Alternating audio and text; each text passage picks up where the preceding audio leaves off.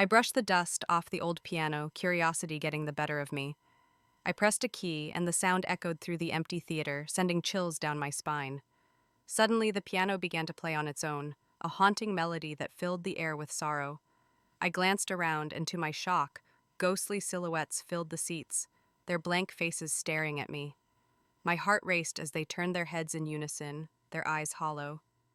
Then, just like that, the music stopped. The silence that followed was suffocating, a weight pressing down on me, leaving me frozen in fear. What had I awakened? I picked up a woman late one night, her thumb out, eyes lost in thought. She didn't say a word, just stared out the window as I drove.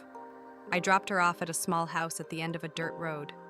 She stepped out, still silent. The next morning, curiosity got the better of me. I asked a shopkeeper about that house. His face went pale. That place burned down 10 years ago. Whole family died inside. I glanced in my rearview mirror, and there she was, sitting in my back seat, smiling. I woke up in the dead of night, heart racing, convinced I was still dreaming.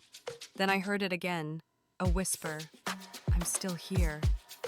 Panic surged as I reached for my lamp, but it wouldn't turn on. The whisper came closer, chilling my spine. Why did you leave me? I screamed, fumbling in the dark. When the light finally flicked on, my room was empty, but my breath caught in my throat.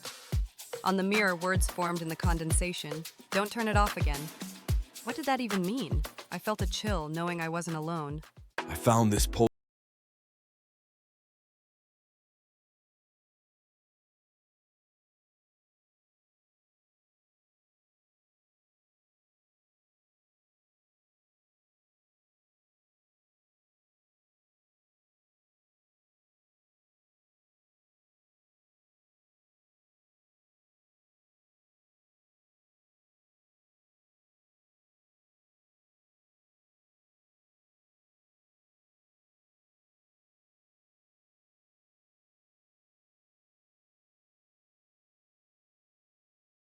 I brushed the dust off the old piano, curiosity getting the better of me.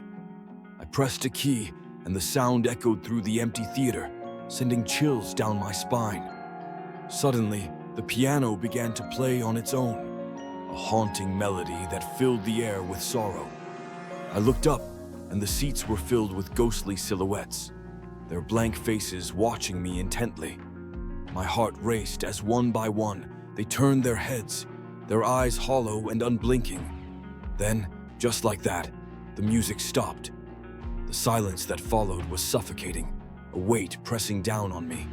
I felt their gaze, and in that moment, I understood. I was not alone. At 2:17 a.m., my phone rang. An unknown number. Half asleep, I answered, and a child's voice whispered, "Please help me." My heart raced. "Who is this?" I asked. The voice repeated, "Please help me. He's here." Panic surged as I heard heavy breathing on the line, but it wasn't the child. Then, silence. The call ended. I checked my call history. Nothing. Just a void. My heart pounded as the phone rang again. Same number. Same time.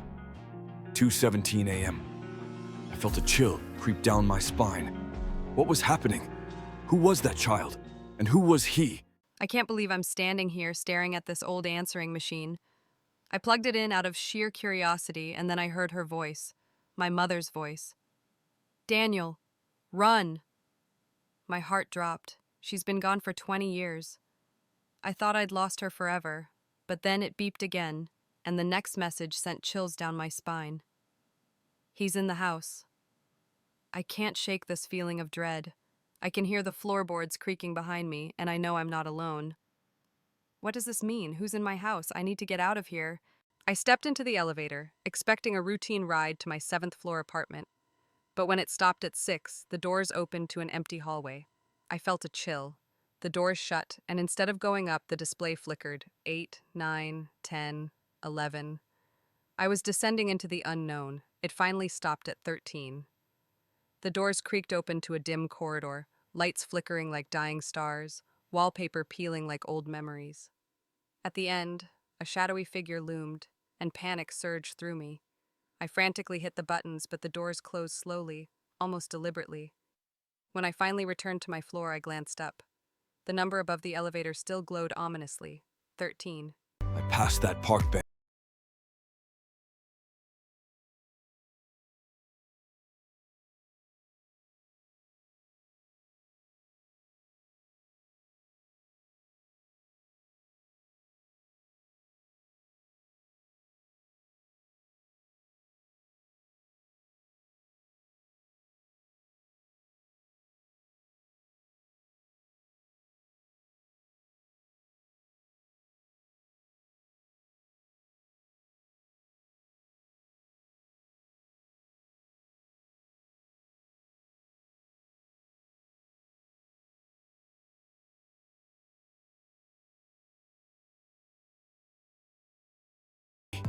And how did he know me?